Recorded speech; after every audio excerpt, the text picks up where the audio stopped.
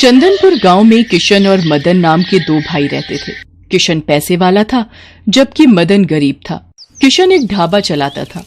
पहले मदन और किशन दोनों ही मिलकर ढाबा चलाते थे, पर जब ढाबा अच्छा चलने लगा तो किशन ने मदन को अपने घर और काम से अलग कर दिया। मदन सीधा सादा था, इसलिए कुछ नहीं बोला।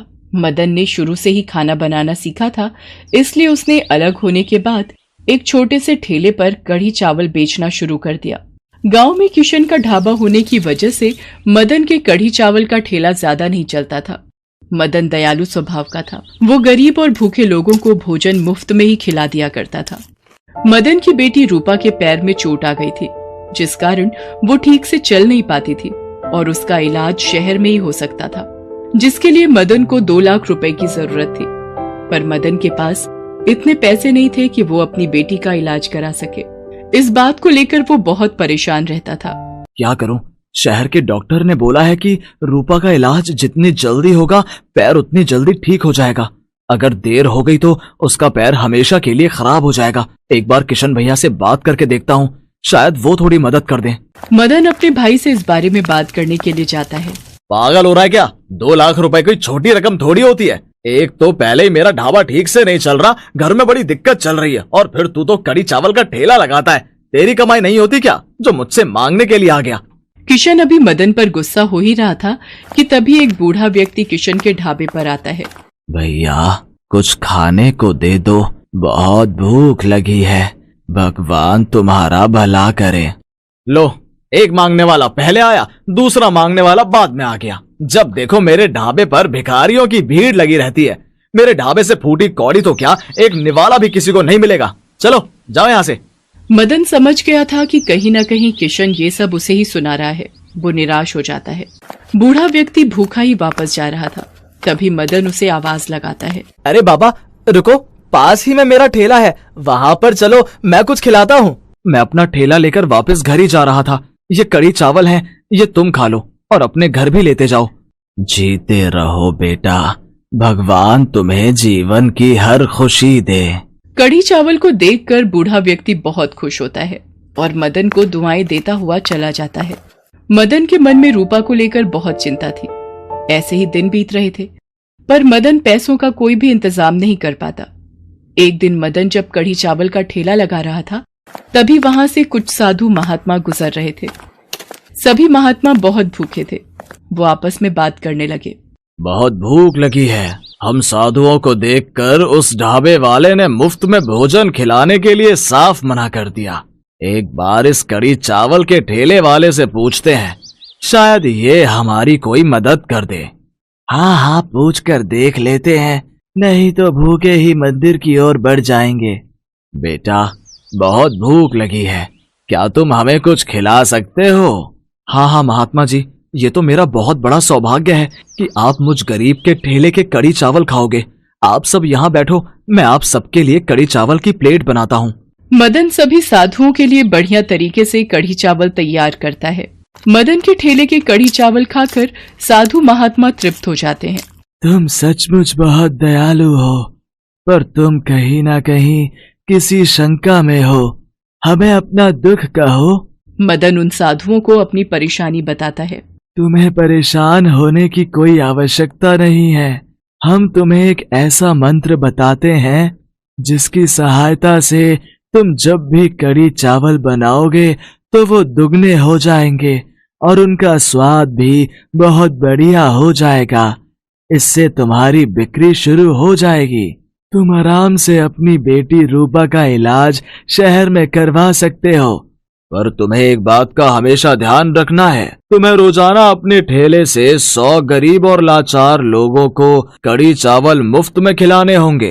आपका बहुत बहुत शुक्रिया, मैं इस बात का ध्यान रखूंगा। उन साधु महात्माओं का दिया मंत्र पढ़कर उस दिन से मदन कढ़ी चावल बनाने लगा।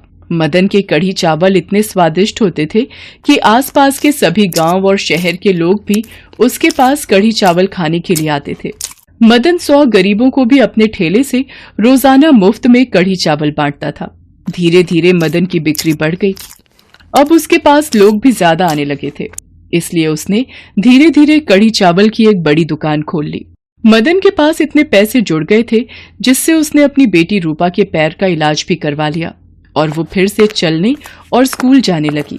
बापू देखो, मैं फिर से चल सकती हूँ। बापू, मेरा पैर बिल्कुल ठीक हो गया। आज मैं सचमुच अपनी बच्ची के लिए बहुत खुश हूँ। उन साधु महात्माओं ने आपको वो मंत्र देकर हमारे जीवन के सारे दुख दूर कर दिए। हाँ जानकी, तुम बिल्कुल ठीक कह रही हो। वो साधु महात्मा तो कोई भगवान का रूप बनकर आए थे। मेरी बेटी का पैर ठीक हो गया, बस मेरे लिए तो यही बहुत खुशी की बात है। किशन को जब मदन की तरक्की के बारे में पता चलता है तो वो अपना सा मुंह लेकर रह जाता है। मदन को दूसरों की भलाई करने का फल मिल गया था और उसके जीवन में ढेर सारी खुशियां आ जाती हैं। कहते हैं जो दूसरों का भला करता है, भगवान सदैव उनकी सहायता करते हैं।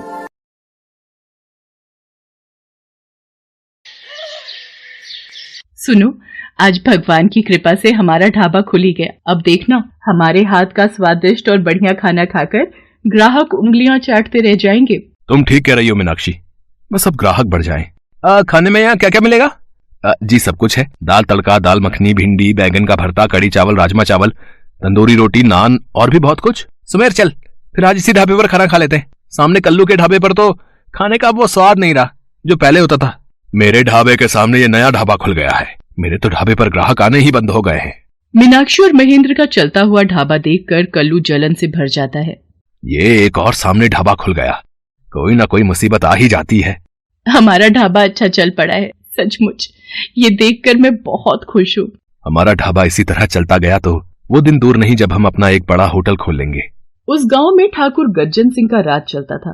ठाकुर गज्जन सिंह के आदमी आए दिन बाजार में बनी दुकानों पर आकर अपना रौब झाड़ते थे और दुकानदार को परेशान करते थे।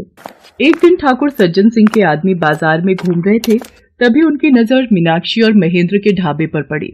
ओहो, गांव में नया ढाबा खुल गया है और गज्जन सिंह के आदमियों को नहीं पता। चलो सब आज ढाबे पर दावत उड़ाते हैं। ये ढाबे वाली तो खुद ही मखनी दाल लग रही है, फिर तो इसके हाथ में जादू होगा। जी आपको क्या चाहिए? ऑर्डर बता दीजिए। अरे तू सामने से हट कड़वे करे ले, उस मीठी खीर को हमारे पास भेज। देखो तमीज से बात करो, वो मेरी पत्नी है। तो मुझे तमीज सिखाएगा? तेरी तो देखो, यहाँ पर गुंडागर्दी नहीं चलेगी। सीधी तरह से यहाँ से चले जाओ वरना मैं पुलिस को बुला लूंगी। चल तू कहती है तो यहाँ से चले जाते हैं, लेकिन याद रखना हम दोबारा फिर आएंगे। वो बदमाश गुंडे उस वक्त वहाँ से चले जाते हैं। कल्लू ये सब देख रहा था। ये ठाकुर गज्जन सिंह अपने आप को समझता क्या है? सारा दिन इसके गुंडे बाजार में घूमकर सभी दुकानदारों को तंग करते हैं और इनके मन में हम औरतों के लिए जरा सी भी इज्जत नहीं है। अरे तुम जानती नहीं हो, ठाकुर गज्जन सिंह बहुत ही गिरा हुआ इंसान है। इसके मन में दया नाम का तो कोई शब्द है ही नहीं। सब गाँव वाले इससे बहुत डरते हैं। इन दोनों को यहाँ से हटाने का रास्ता मुझे मिल गया है। अब देखता हूँ ये दोनों अपना ढाबा कैसे चलाते हैं। मतलब तू चाहता है कि हम तेरे सामने वाला ढाबा हटवा दें? इसमें हमारा क्या फायदा होगा बे? मैं आपको अपनी कमाई में से हिस्सा दूंगा, आपका फायदा ही फायदा है। अच्छा तो ये बात है, मैं अभी अपने आदमियों को महेंद्र के ढाबे पर भेजता हूँ। ठाकुर गज्जन सिंह अपने आदमियों को महेंद्र के ढाबे पर भेजता है। ठाकुर साहब का हुक्म है, अब ये ढाबा इस गांव में नहीं चलेगा, तो अभी के अभी अपना ये ढाबा बंद करके यहाँ से चलता बन। अरे कोई जोर जबरदस्ती है क्या? हम ये ढाबा बंद नहीं करेंगे। तुम्हारे ठाकुर को जाकर बोल दो जो करना है कर ले। तुम लोगों ने बदमाशी दिखाई तो हम पुलिस को जाकर बता देंगे। अच्छा, तेरी जुबान बहुत चल रही है। कहीं ऐसा ना हो ढाबे के साथ साथ हम तेरे पति को भी जिंदा जला दें। तभी ठाकुर गज्जन सिंह की जीप आकर रुकती है। ठाकुर गज्जन सिंह जीप से उतरता है और गुस्से में ढाबे पर जाता है। तुम दोनों की इतनी मजाल कि मेरे गांव में ही रहकर मेरे से नहीं डरते। पकड़ लो इसके पति को और इस ढाबे के साथ जिंदा जला दो। नहीं ठाकुर नहीं, मेरे पति को छोड़ दो। मैं तुमसे विनती करती हूँ, मत लगाओ आग, मेरे पति को छोड़ दो। गज्जन सिंह से बैर लिया था ना तुम दोनों ने, अब सजा भुगतनी पड़ेगी। चलो तुम सब क्या देख रहे हो? ढाबे में आग लगा दो। इसका पति और ढाबा दोनों जल जाने चाहिए। नहीं नहीं, मेरे पति को छोड़ दो, कोई बचाओ, मेरे पति मर जाएंगे। नहीं, बचाओ, कोई बचाओ, बचाओ मुझे, मैं जल रहा हूँ मीनाक्षी, मुझे बचा लो। ठाकुर याद रखना, आज जिस तरह से तूने मेरे पति को जलाया है, एक दिन तू भी ऐसे ही जल कर मरेगा। तू भी ऐसे ही जल कर मरेगा। मीनाक्षी रोती रह जाती है और महेंद्र ढाबे के साथ जलकर मर जाता है। महेंद्र को गुजरे 2 दिन हो गए थे। मीनाक्षी ने कुछ नहीं खाया था। वो हिम्मत करती है और ढाबे पर जाती है। सब कुछ खत्म हो गया, सब कुछ जलकर खाक हो गया। अरे ये तो वही कुकर है जो महेंद्र पिछले हफ्ते ही नया खरीद कर लाए थे। कितने मन से ढाबे के लिए उन्होंने ये नया कुकर खरीदा था। ये उनकी आखिरी निशानी है। आज खिचड़ी इसी पर बनाती हूँ। मीनाक्षी अभी खिचड़ी बना ही रही थी कि तभी एक व्यक्ति वहां पर आता है। जी नमस्ते, मैं इस गांव में नया आया हूँ। आपका ये ढाबा देखा तो रुक गया। कुछ खाने को मिलेगा क्या? आप बैठिए, मैं आपके लिए खाने को लेकर आती हूँ। मैंने तो थोड़ी सी खिचड़ी ही बनाई थी, पर कोई बात नहीं, ये उन शहरी बाबू को ही दे देती हूँ। मैं अपने लिए कुछ और बना लूंगी। अरे ये क्या, ये कुकर तो खिचड़ी से भरा हुआ है, पर थोड़ी देर पहले तो मैं सारी खिचड़ी शहरी बाबू के लिए ले गई थी। ये कैसा जादू है? महेंद्र, मुझे तो ऐसा लगता है आप यहीं कहीं मेरे साथ हो, मेरे पास हो। आप मेरी सहायता कर रहे हो। अब मैं इस जादुई कुकर की सहायता से अपने ढाबे को फिर से शुरू करूंगी।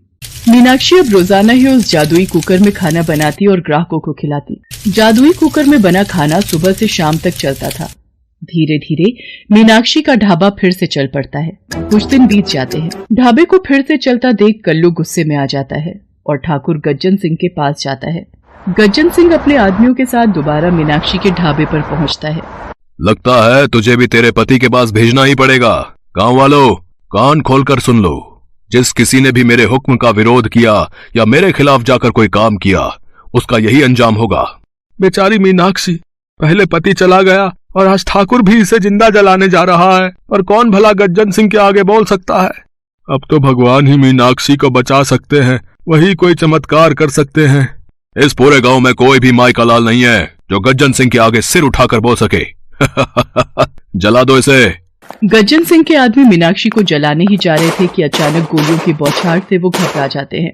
खबरदार, किसी ने भी भागने की हिम्मत की। शहरी बाबू, आप पुलिस इंस्पेक्टर, आप इसे मत छोड़ना। इस गज्जन सिंह ने मेरे पति को जिंदा जला दिया था। गज्जन सिंह पुलिस से बचने के लिए मीनाक्षी के ढाबे में घुस जाता है। तभी चूल्हे पर रखा कुकर फट जाता है और गज्जन सिंह आग में झुलस जाता है। गज्जन सिंह को उसके गुनाहों की सजा मिल गई थी। शायद महेंद्र ने खुद गज्जन सिंह के पापों की सजा उसे दे दी थी। मीनाक्षी को इंस्पेक्टर रजत के रूप में एक हमदर्द मिल गया था, जिसने मीनाक्षी के दर्द को समझा। मीनाक्षी इंस्पेक्टर रजत की मदद से महेंद्र की याद में एक नया ढाबा खोलती है। गांव वाले भी गज्जन सिंह के आतंक से आजाद होकर खुश थे।